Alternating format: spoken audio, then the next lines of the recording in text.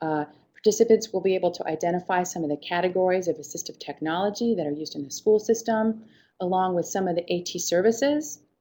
We're going to talk a little bit about how students can access the computer and ways that AAC devices can be used during literacy, along with ways that messages can be represented on AAC devices. So let's start with the official definition of assistive technology. Very simply, it's any item, piece of equipment, or product system, whether acquired commercially off the shelf, modified, or customized, that is used to increase or improve functional capacities of individuals with disabilities. So here are some different categories of assistive technology. There's quite a few. Since we're talking about students in the school system, we're just going to focus on 4.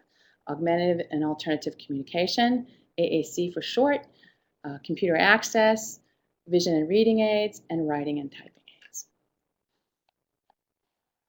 So assistive technology is in IDEA.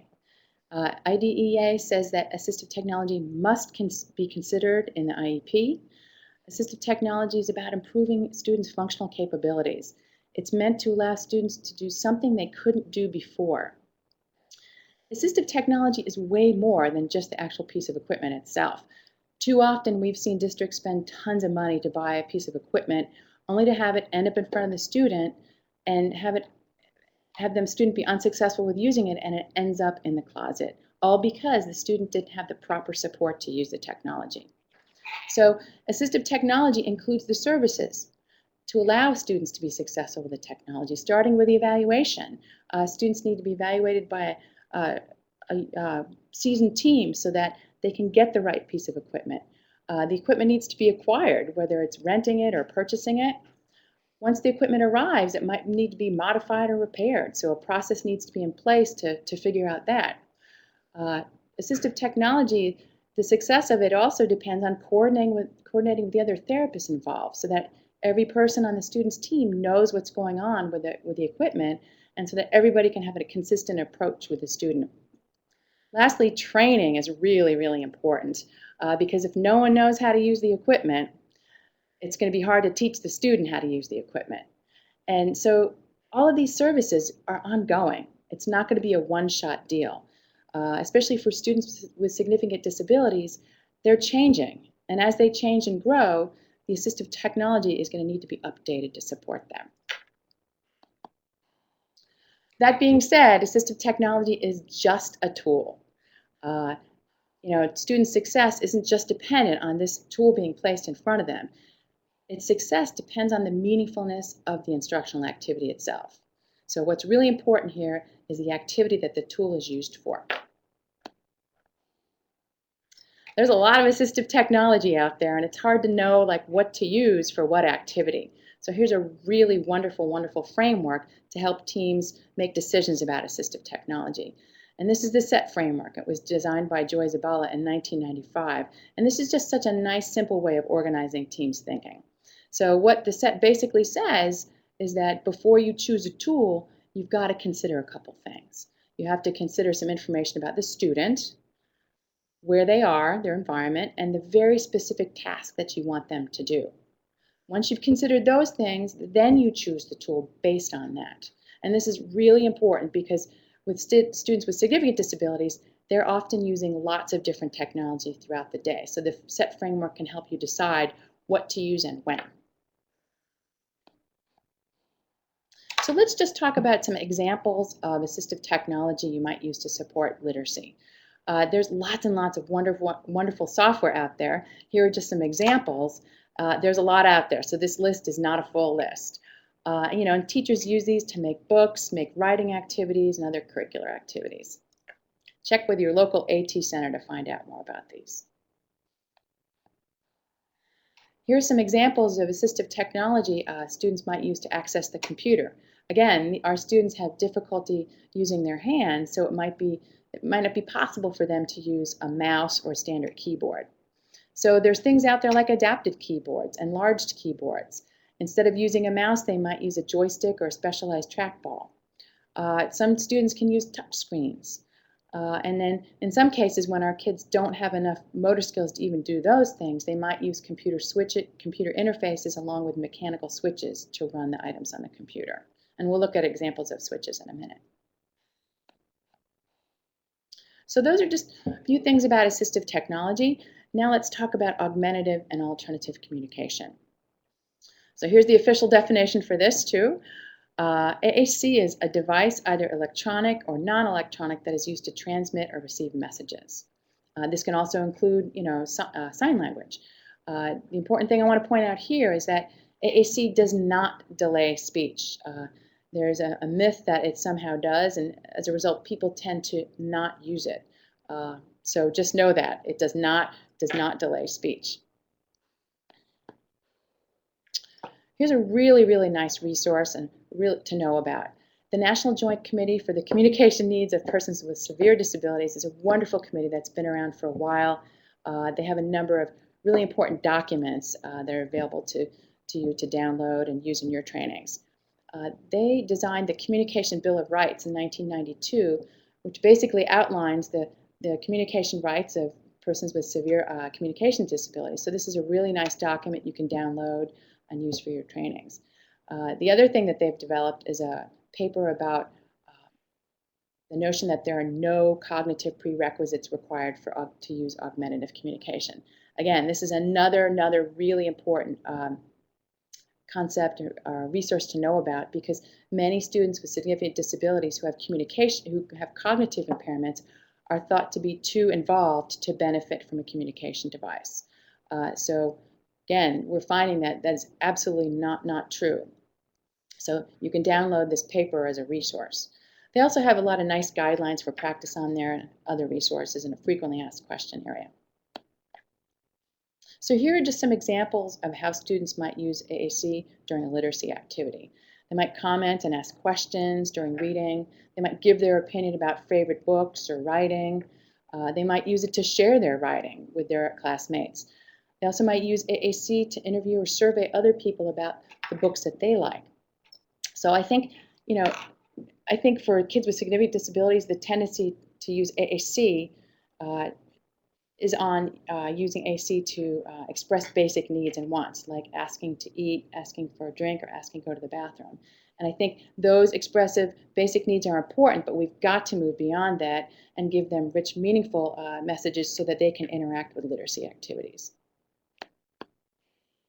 Here's just some nuts and bolts about AAC, about how we can represent the communication messages and how we can present them to students. So messages can be represented with photos, picture symbols, icons, words. For students who may not be able to see, we can use objects, parts of objects, maybe tactile symbols.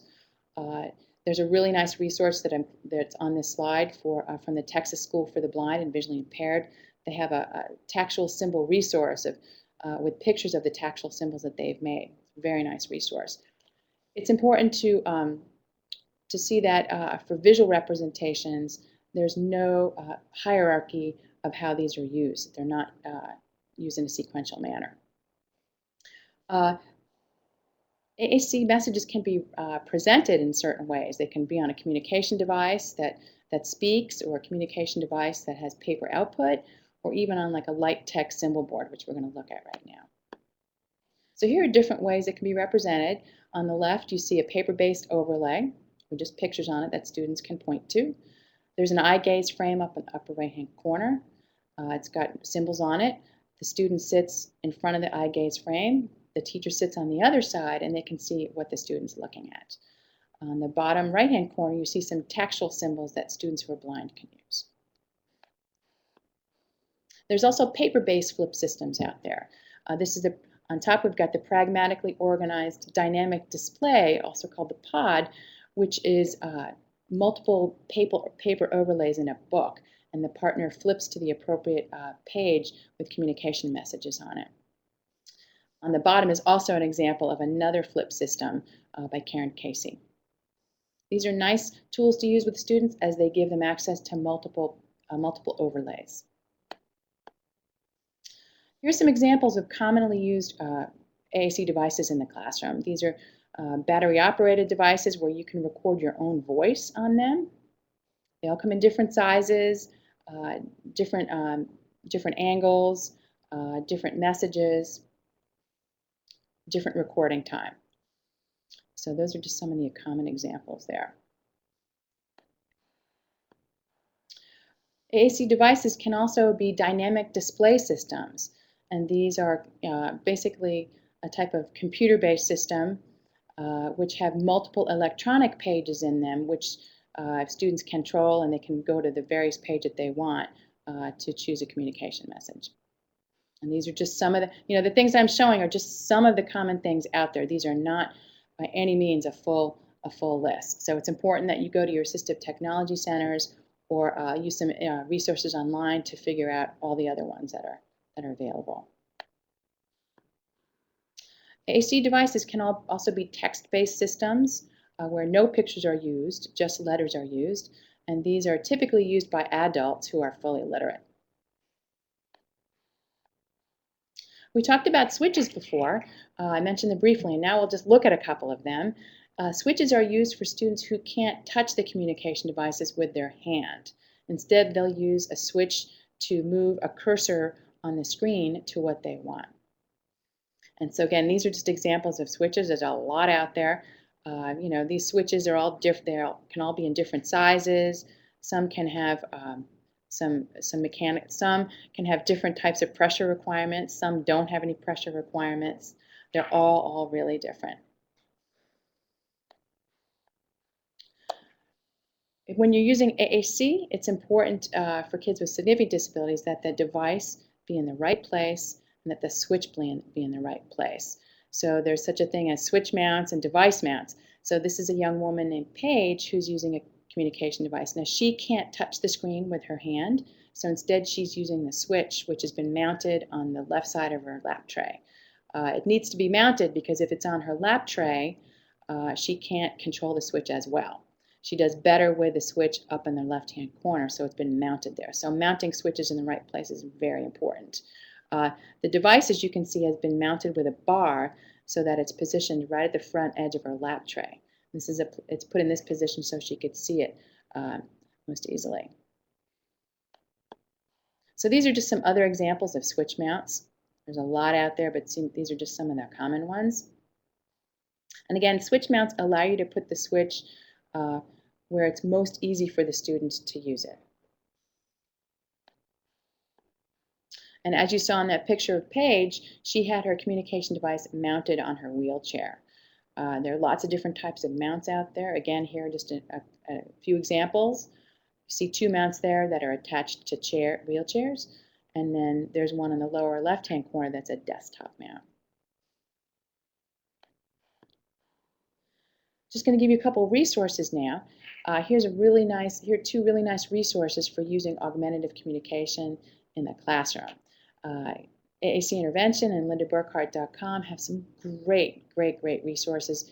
You can download handouts, lessons, and materials to use right in the classroom. You have a wonderful resource here in New Jersey. You've got the New Jersey Coalition for the Advancement of Assistive and Rehab Technology. They have a great list of all the AT consultants and centers in the state. They have a listing of all the conferences that are going on. They have links to AT companies and the local vendors, and they've got a really nice set of links to lots of literacy websites, so check them out. Here's some national resources. These are about conferences and the Closing the Gap and Assistive Technology Industry Association and the United States Society of Augmentative and Alternative Communication. These are all really important organizations that hold conferences. Able Data is a really important resource as well. If you're interested in any kind of assistive technology, this is basically like an index of what's out there. So you can go there and look something up and find out more information about it. Here's some more national resources. These resources are about program evaluations. They have nice evaluation forms, accommodation checklists, articles, resources, and tutorials. Check these out. So I hope you can see that AT and AAC can be the keys to literacy and communication learning for students with significant disabilities, including deafblindness. Get started with AT and AAC now. There's no need to wait. Thanks. That's the end of the webinar.